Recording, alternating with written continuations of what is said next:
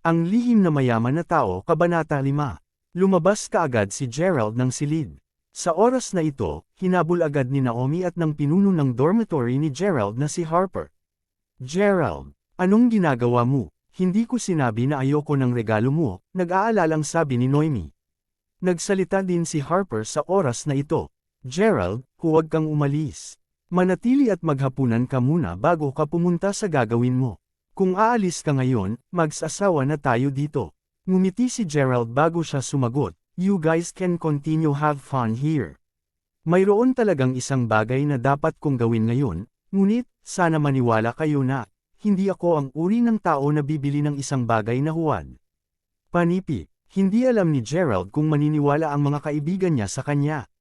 Habang iniisip niya ito, masisisi lamang ni Gerald ang kanyang kapatid sa pagbibigay sa kanya ng card ng isang minimum na halagang gagastos na $50,000. Kahit na patuloy na kinukumbinsi ni na Harper at Naomi si Gerald, nagpasya pa rin siyang umalis sa huli. Nag-iwan ba talaga ang manggang anak na iyon? Nakangiting, tanong ni Danny sa sandaling bumalik sina Naomi at Harper sa silid. Sumagot si Harper, "Danny, hindi mo ba mababago ang target ng pang-aapi mo? Bakit mo palaging binubuli si Gerald? Hindi ba siya sapat na kawawa?" Panipi, hindi na ito matiis ni Harper. Hahaha, siya mismo ang humiling nito mismo. Bakit siya bumili ng isang pekeng Hermes bag upang regaluhan si Noemi? Bukod dito, pinili pa niyang bigyan siya ng isang pekeng item ng collector ng limitadong edisyon. Siya talaga ang pinakapangit. Panipi, nakangiting ngisi lamang si Alice habang umiling. Naglakad si Gerald sa kalsada nang walang emosyon sa kanyang mukha pagkalabas ng restaurant. Kapag talagang mahirap si Gerald, ang gusto lang niya ay yumaman.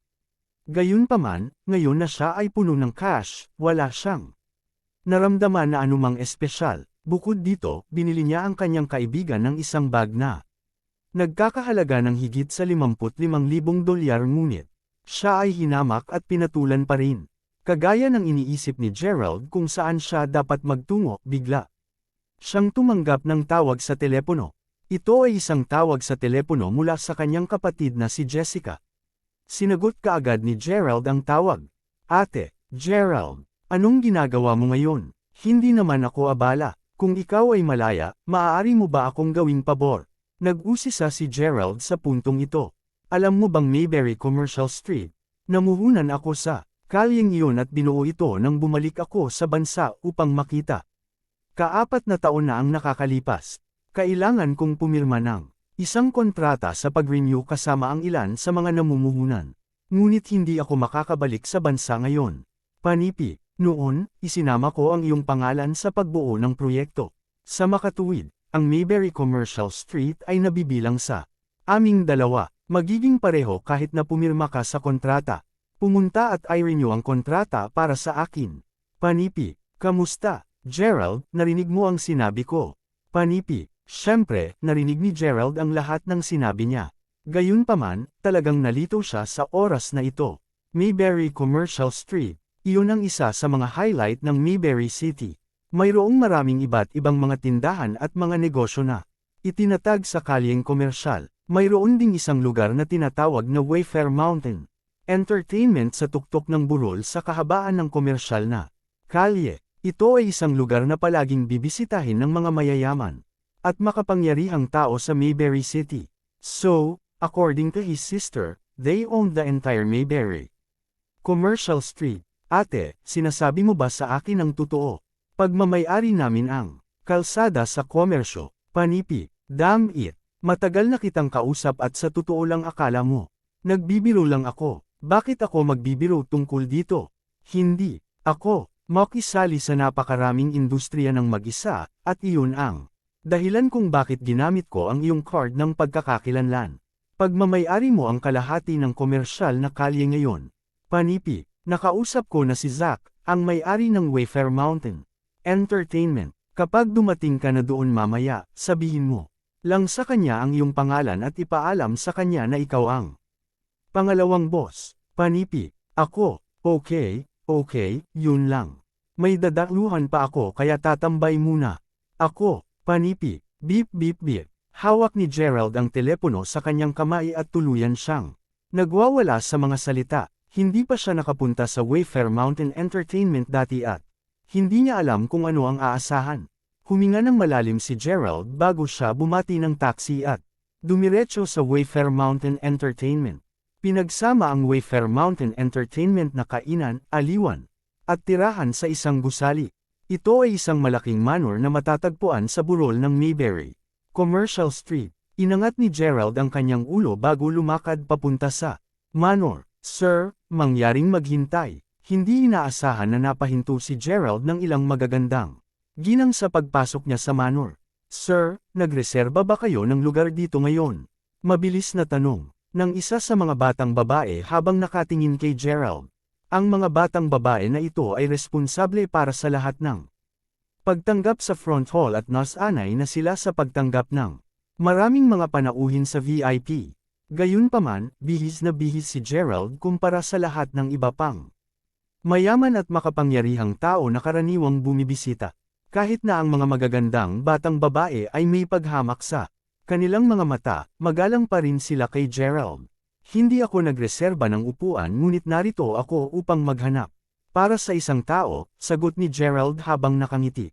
Sa oras na ito, sinulyapan niya ang mga magagandang batang babae na nasa harapan niya at sa wakas ay naintindihan niya kung bakit ang Wayfair Mountain Entertainment ay itinuturing na isang engkanto sa Mayberry City. Ang 5 o 6 na tumatanggap na ito ay kagaya ng mga mag-aaral na nagtapos lamang sa kolehiyo. Lahat sila ay labis na maganda at mayroon silang mga perpektong figure tulad ng mga modelo. Dito ka para maghanap ng iba. Sino ang hinahanap mo? Hindi mapigilan ng mga magagandang dalaga na sumimangot ng marinig ang mga sinabi ni Gerald. Sa oras na ito, mayroong isang pahiwatig ng lamig sa kanilang mga tinig. Narito ako upang hanapin si Zack. Alam ni Gerald na lahat ng mga babae ay mababa ang tingin sa kanya. Ngunit sinabi niya rin sa kanila ang totoo. Matapos marinig ang salita ni Gerald, ang ilang mga batang babae ay nagpalitan ng tingin. Hinahanap mo si G. Lyle. Alam ba ng kawawang ito kung sino si G. Lyle? Si G. Lyle ba talaga ay isang tao na nakikita niya kahit kailan niya gusto? Sa oras na ito, sa wakas ay napagpasyahan nila na si Gerald ay isang kakulangan lamang na narito upang maranasan kung ano ang pakiramdam na maging mayaman. Kung sabagay, ang Wayfair Mountain Entertainment ay isang tanyag na lugar na hindi marunong pumasok ang marami. Magkakaroon din ng iba tulad ni Gerald na darating upang sabihin na naghahanap sila para sa isang tao dahil lamang sa nais nilang tingnan ang paligid ng manor. Gayunpaman, ayaw nilang ibagsak siya.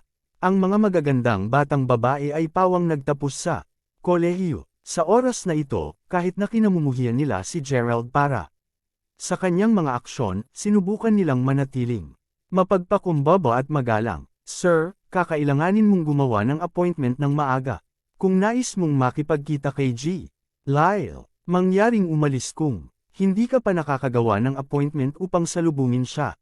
Panipi, sa oras na ito, agad na alam ni Gerald na ang mga batang babae ay ipinapalagay na nandyan siya ng simple dahil nais niyang tumingin sa paligid ng manor. Pagkatapos nito, naisip niyang tawagan si Jessica upang makontak niya si Zack sa kanyang ngalan. Miss Jane, anong ginagawa mo? Ngayon ko lang napagtanto na ang sinumang maaaring makapasok sa Wayfair Mountain Entertainment. Panipi, ang taong nagsalita lamang ay isang binata na may langis ang buhok.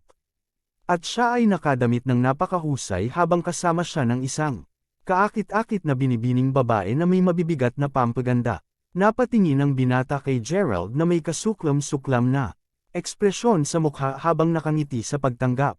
Sebastian, hindi mo ba sinabi na ito ang pinakamarangyang lugar sa Mayberry City? Bakit may isang tulad niya dito? Tanong ng babae. Sa isang mabuong pamamaraan, ang ilang mga tao ay ipinanganak lamang sa ganitong paraan at wala silang kakayahang ipahayag ang kanilang mga damdamin ng walang anumang panlalait. Ang nangungunang resepsyonista, si Jane, ay mabilis na humingi ng paumanhin sa binata at sinabing, paumanhin, G. Lewis, haharapin namin ito sa lalong madaling panahon. Panipi, nginisya ni Sebastian bago sinabi, mabuti nga, mag-host ako ng Isang pangkat ng aking mga kaibigan mula sa ibang bansa dito sa Paglaon at sa palagay ko ang manor na ito ay talagang simbolo ng Mayberry City. Sa makatuwid, inaasahan kong hindi mo mapapasama ang lugar na ito nang walang dahilan. Miss Jane, sana maintindihan mo na ang aking ama ay napakalapit sa iyong boss na si G. Lyle, at madalas silang kumain ng magkasama. Panipi, mas naging kagalang-galang si Sebastian nang banggitin niya si G. Lyle. Nang marinig ng babaeng nasa braso niya na nakikilala ni Sebastian, si Zack, ngumiti siya kaagad dahil si G. Lyle ay isang kilalang tao sa Mayberry City at wala siyang ideya na si Sebastian ay sobrang konektado. Sa oras na ito, lahat ng magagandang batang babae sa reception counter ay nakatingin din kay Sebastian sapagkat lahat sila ay umaasang akitin ang kanyang pansin.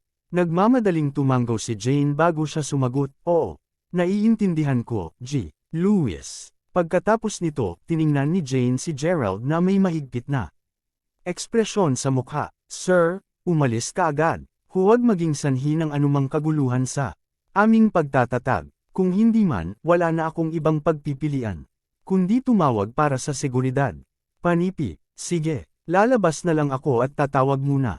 Panipi, huminga ng malalim si Gerald bago siya lumabas ng manor. Kinuha niya ang kanyang cellphone mula sa bulsa niya habang palabas ng manor. "Sampain, anong poser? Siguradong faker siya," sabi ni Sebastian sa malamig na pamamaraan. "Mangyaring huwag masaktan, G. Lewis. Ang ganitong uri ng sitwasyon paminsan-minsan ay nangyayari sa Wayfair Mountain Entertainment." Mabilis na pinayapan ni Jane si Sebastian na may ngiti sa labi. Tumango si Sebastian bago niya sinabi, "O tingnan mo. Nandito na ang mga kaibigan ko. Bakit hindi ka sumama at mag-inuman sa amin mamaya?" Panipi, "Talagang mapupunta ako kung may oras ako, G. Lewis." Nakangiti. Nangumiti si Jane. Tumingin si Sebastian kay Jane na may perverted expression sa mukha bago siya tumango. Pagkatapos, kinuha niya ang kanyang wallet mula sa kanyang bulsa bago siya maglakad patungo sa front desk upang bayaran ang kanyang silid. Pagkatapos nito, ang grupo ng mga magagandang batang babae ay tumingin kay Jane na may inggit na ekspresyon sa kanilang mukha. Habang sinabi nila, "Jane, kilala mo rin ba si G. Lewis?" Mayabang na tumango si Jane habang sinasabi, "Siyempre, nagsimula kaming lahat dito sa pagtatrabaho matapos magtapos sa kolehiyo. Ano ang point ng pagtatrabaho bilang isang receptionist dito kung hindi talaga natin sinisikap na makilala ang mas maraming mayayaman tulad ni G. Lewis?" Panipi, "Did you see the coquettish woman in his arms just now? She is a second-rated actress, Mr. Lewis' family is focused on the real estate business and their family has a net worth of more than $2 billion. Wow! Hindi nakakagulat na pamilyar ang kanyang ama sa aming boss na si G. Lyle. Ito ay lumalabas na ang pamilya ni G. Lewis ay may napakahalagang neto din." Hindi mapigilan ng mga tumatanggap ang pagtitig sa likuran ni Sebastian dahil lahat sila ay nahuhumaling sa kanya. "Hahaha, alam mo bang ang lalaki ngayon lang talaga nandito upang hanapin si G. Lyle?" Si G. Lyle ay abala ngayon sa pagtalakay sa negosyo kasama ang chairman ng Mayberry Chamber of Commerce. Seryosong katawa-tawa ang lalaking iyon, sagot ni Jane habang tumatawa. Pagkatapos nito, naghahanda na si Jane na magtungo upang muling makipag-chat kay Sebastian. Gayunpaman, sa pag-angat niya ng kanyang ulo, napagtanto niya na ang kawawang lalaki na kanyang hinabol ay bumalik muli. "Bakit ka ulit bumalik dito?" Nagulat si Jane. Ang iba pang mga batang babae ay nakatingin din kay Gerald na may mga mapanirang ekspresyon sa kanilang mga mukha. Hanggang dito na lang muna ang ating kwento. Salamat sa pakikinig. Huwag kalimutang mag-subscribe at i-like ang ating channel.